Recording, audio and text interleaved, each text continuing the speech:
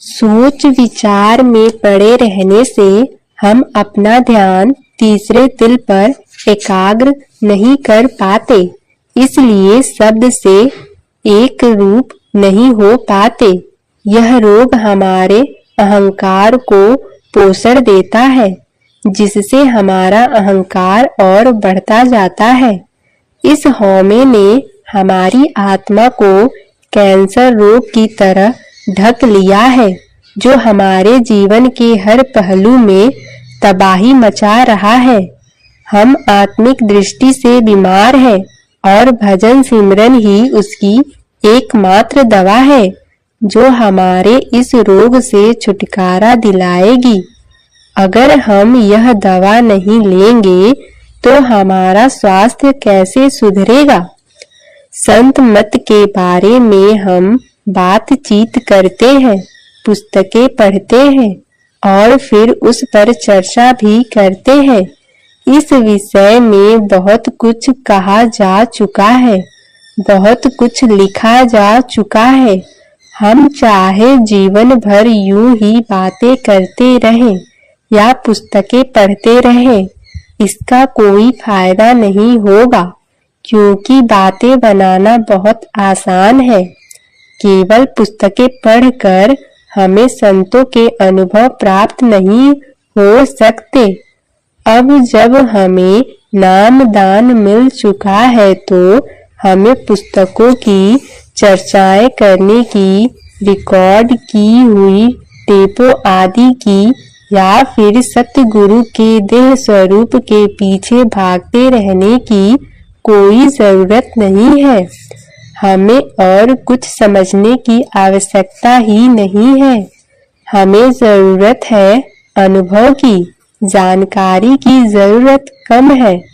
अपने आप में यह बदलाव लाने के लिए जिस बात की चिंता करने की जरूरत है वह है दिन भर अधिक से अधिक सिमरन करना और भजन के लिए बैठना।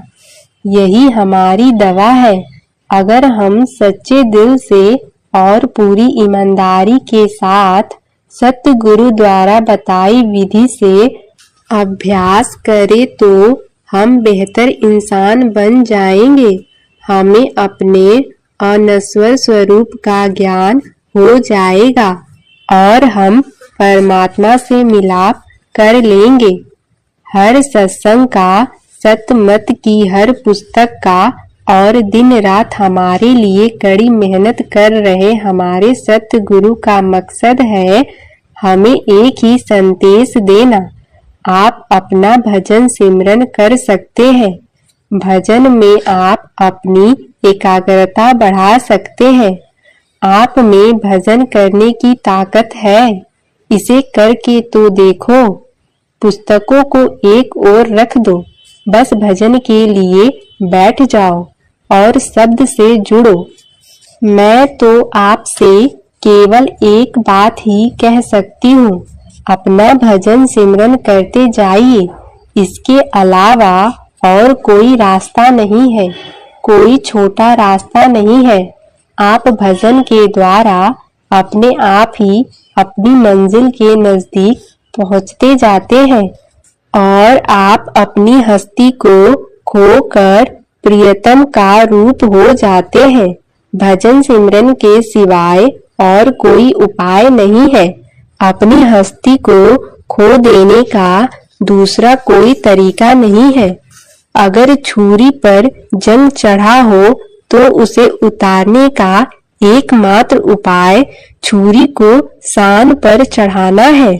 इसके बिना न तो जंग उतरेगा और न ही छुरी अपनी चमक प्राप्त कर सकेगी।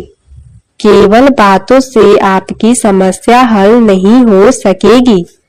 तर्क और बुद्धि से कुछ प्राप्त नहीं हो सकेगा। असली चीज तो अभ्यास है, भजन सिमरन है। परमात्मा ही हमारे अंदर अपने मिलाप की भूख पैदा करते हैं। हम जितना अधिक अभ्यास करते हैं उतनी ही यह भूख बढ़ती है। जब भूख बढ़ती है तब वह परमात्मा हमारे लिए भोजन भी भेजते हैं।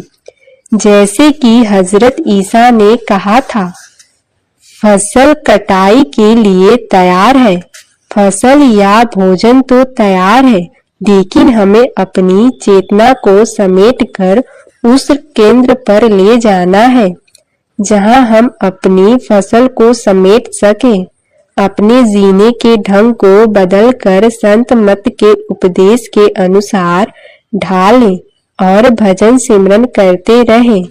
बस इतनी सी बात की जरूरत है।